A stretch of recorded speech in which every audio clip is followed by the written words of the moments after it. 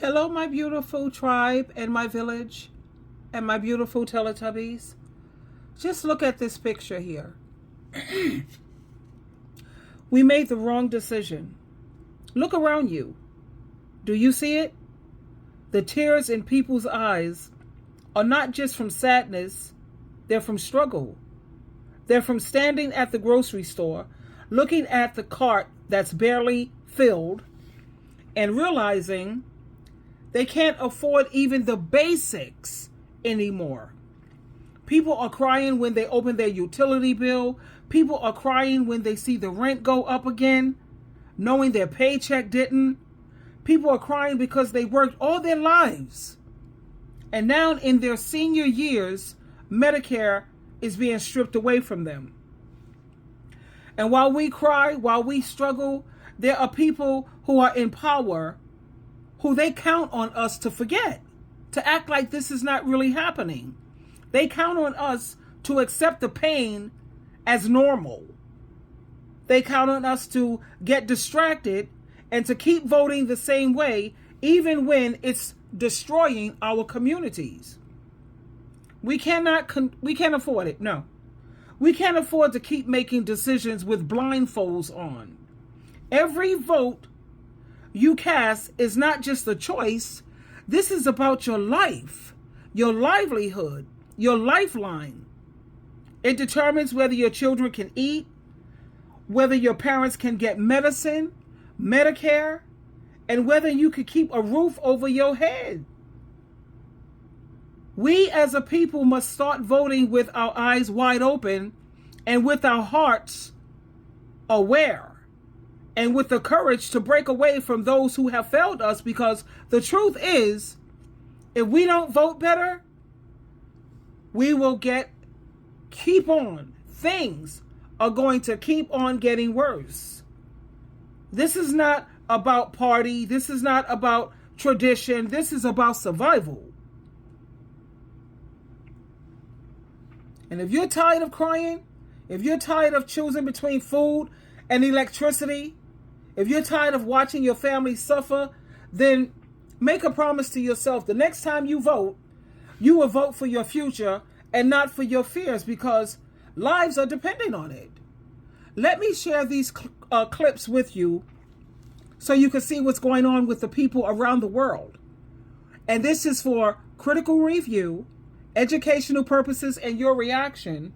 And please hit the like button because it helps with the algorithms. Let's listen. Our generations like Gen Z and millennials are just basically throwing up their hands and saying, Hold on. It's really bad when entire generations like Gen Z and millennials are just basically throwing up their hands and saying, what's even the point? This is what I'm struggling with in America right now in my 20s. Why is everything so expensive? Why am I making more money waitressing than I would make using my college degree?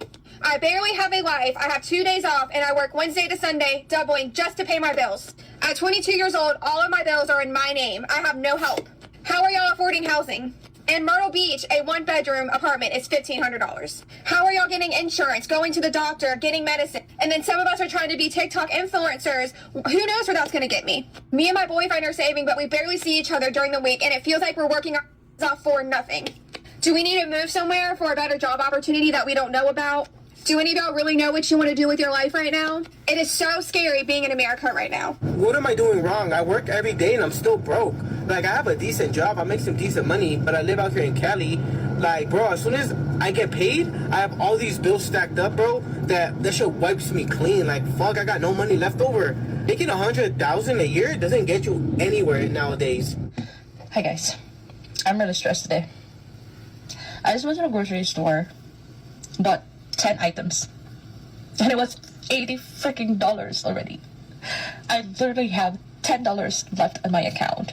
So a little backstory. I got laid off from my job a month ago. And I've been applying for jobs months before I got laid off. Sent out hundreds of resumes already. Applied to hundreds of jobs on the internet, remote, and on-site. Tailored my resume to every position that I applied using ChatGPT. Went to only a few interviews. And still nothing. Like, what the f- going on with America right now? Like, it's so freaking hard to live here. Like, I'm gonna stay positive. I'm gonna keep applying for jobs. I'm gonna keep showing up. But man, my bills are not going to wait.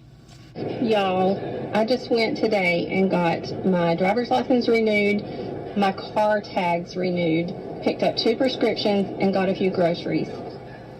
To say that I'm completely broke now is an understatement. So I'm going to have to go home and start selling off my furniture to be able to live the rest of the month. I mean, it's unbelievable. And my heart hurts today. Truly hurts for people who are not able. And we're living in some rough times, really rough times. And we need to be praying for all those around us who are not as fortunate as we are to be able to do the things that we need to do. I'm not talking about extras. I'm not talking about going on vacation and doing fun things. I'm talking about living, taking care of your vehicle, if you can even afford a vehicle, putting groceries on the table, buying medicine, the things you have to do. It's sad. It's very sad. Yeah, it's a really sad thing here. You know, we have a generation that is right now trying to survive in the U.S., and they're doing it at a time that it is so difficult with the rising costs. I really do feel for the younger generation, and even for the older generation. I mean, you're hearing the stories here that it's just so difficult. Right now, you go and do a few things, and it's like your bank account is empty, and that is the reality. Money goes by so quickly, and the reason why is because primarily, in my opinion, wages have not kept up here in the U.S. That's a fact. And also the cost of everything has gone up so dramatically that right now it's just not lining up. It's really, really, really difficult to make ends meet.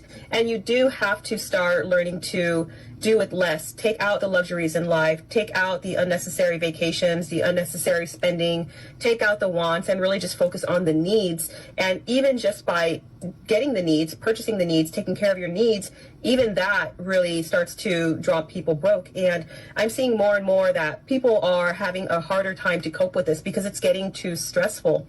And even though this has been going on for years now, and if the pot continues to boil, I really believe things are just going to get a lot worse because people are already living on the edge, and you already can not afford something extra to happen or something extra to come up without just kind of going in the hole. So that's why I've been a proponent of just living as minimally as possible for years now, being as debt-free as possible and living frugally, because look at where we are today. Look at what's going on in the world. Bro, the cost of living is insane right now. Like, what are we doing? I swear before COVID, in my area, $20 an hour was like, you balling, you good. Now, people that making $20 an hour, I'm like, man, how are they surviving? Like, this is insane. Fast food places are paying $20 an hour now. So $20 an hour is the new $10 an hour. Obviously, all of this is relative to where you live. So my $20 an hour, where I live in Northern Virginia, maybe your $16 an hour, or maybe you're $30 an hour. It all really depends on where you live. Like, I can't be the only one that sees this stuff. Like, I can't be the only one that understands what's going on. And it honestly worries me that there's some people out there that make less than that.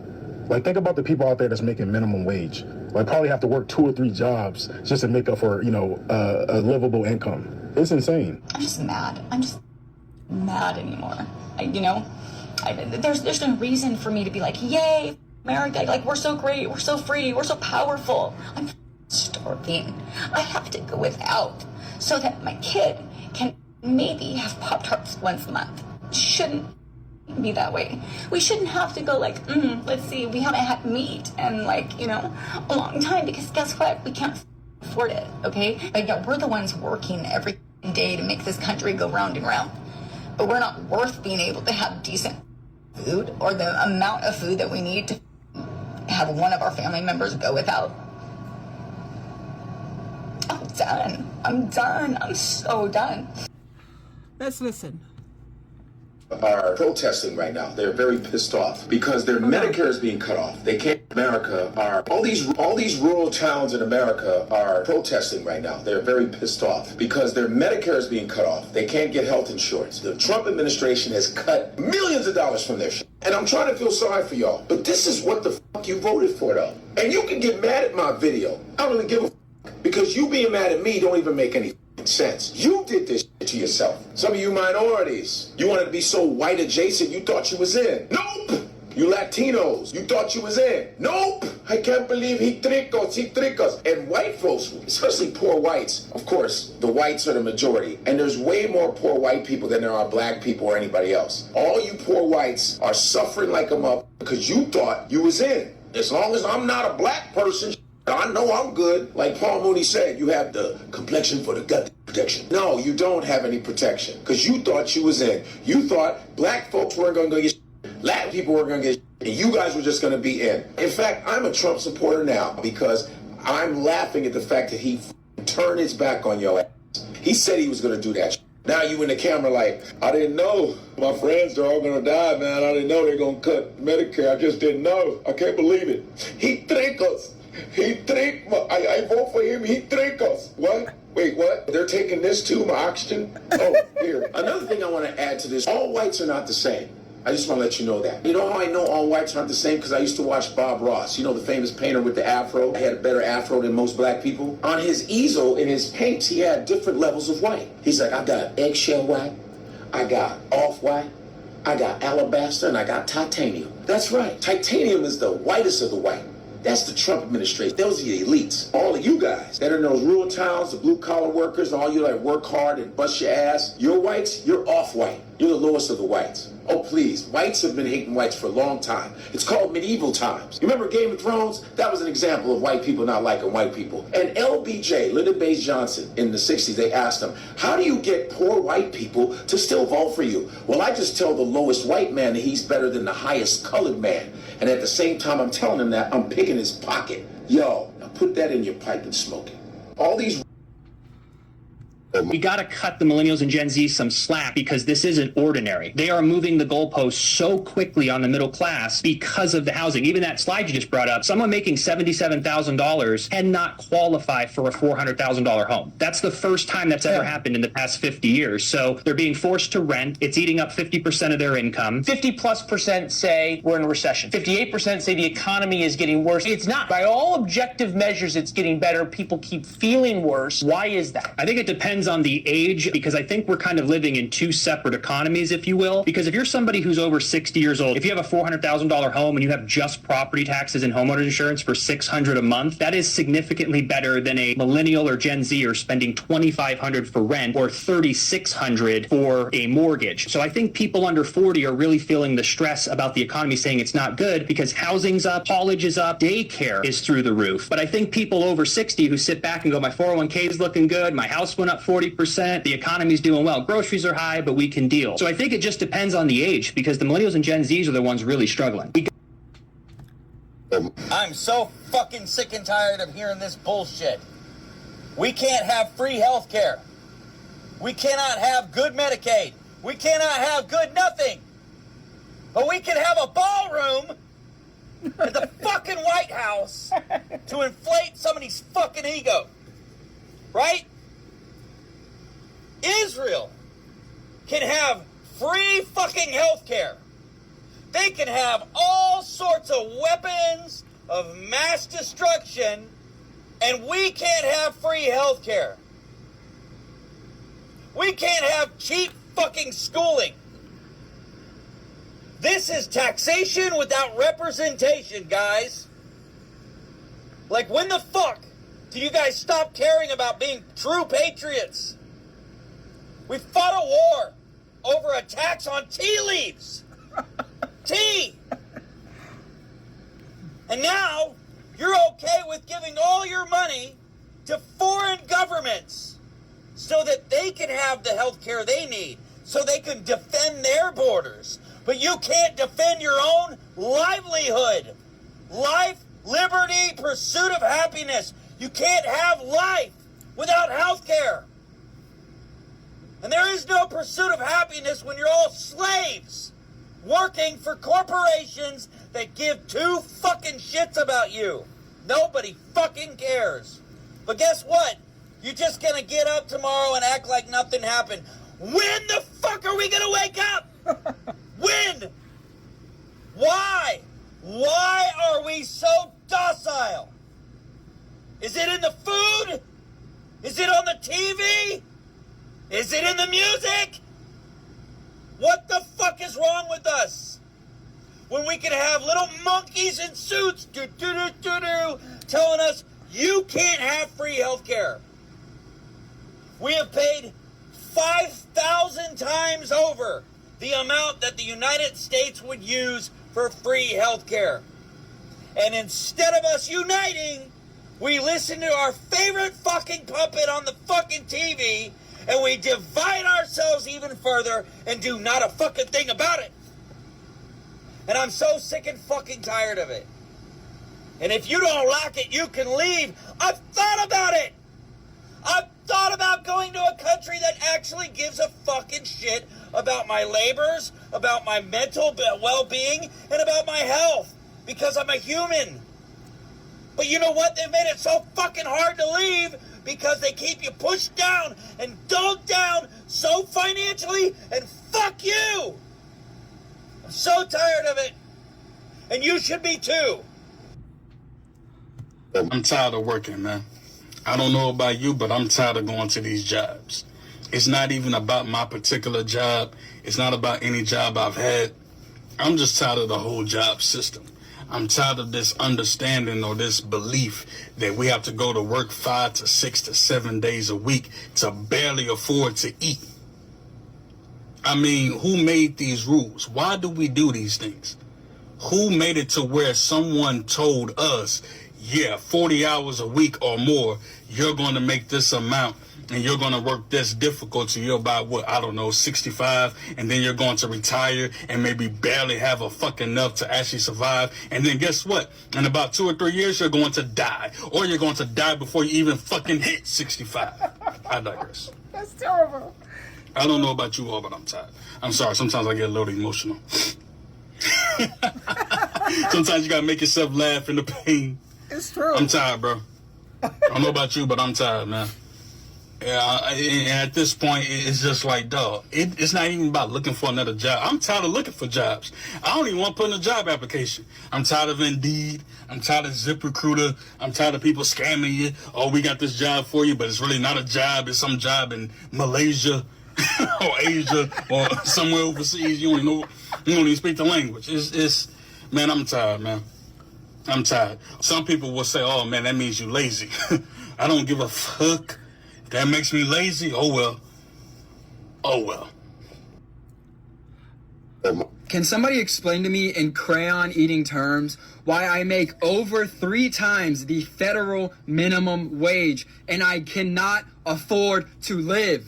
Explain it. And I do not want to hear the pull yourself up from your bootstraps, work 90 hours a week. That's not the goal, guys. No, it's not the goal. That should not be our standard. Agreed. Should not be our standard. I'm fucking tired of people being complacent with this uniparty, both of them fucking us over. When my parents were my age, they both made less than half of what I make, and they lived alone. I cannot afford to live anywhere alone. A 1-bedroom apartment, $1,800. 2-bedroom apartment. This generation is locked out of living on their own. Who the fuck can afford that? It is embarrassing to come out and say that it is a struggle to survive right now. But I'm sorry, dude. I feel for you. People are struggling.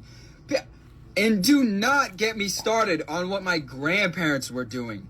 They $3,000 house. And yes, I understand inflation and all of the bullshit that they have been pulling with the Fed. Why are we allowing it? Why are we allowing it? And then I clock out of my shift. I am big one coming up here. I have to go home. And I check the news. Another 60 fucking billion to a country nobody can put out on a map. What are we doing? Where has the plot gone? We have lost it, folks. We have fucking lost it. The American... Well, the only thing I can say is, America, we are living in times that our grandparents warned us about. Times when the rich grow richer, the poor grow poorer, and the voices of the most vulnerable are being silenced or not even heard. We are not just talking about rising prices at the grocery store, rent that swallows up your whole paycheck, or the cost of gas that makes it harder to get to work. We're talking about something deeper. An attack on the very heart of compassion in this country. There is none. When they talk about removing Medicare and Medicaid for our elderly, they are not just talking about cutting a program. They are talking about leaving our mothers, our fathers, our grandparents, and our neighbors to suffer without care. They're talking about abandoning the very people who built this nation with their hands, their sweat, and their sacrifice. These are the people who fought in wars to defend our freedom. They worked long hours in factories, farms, and offices. They raised families, paid taxes, and gave everything they had to this country. And now, in their time of need, America is turning its back on them? This is not politics. This is humanity.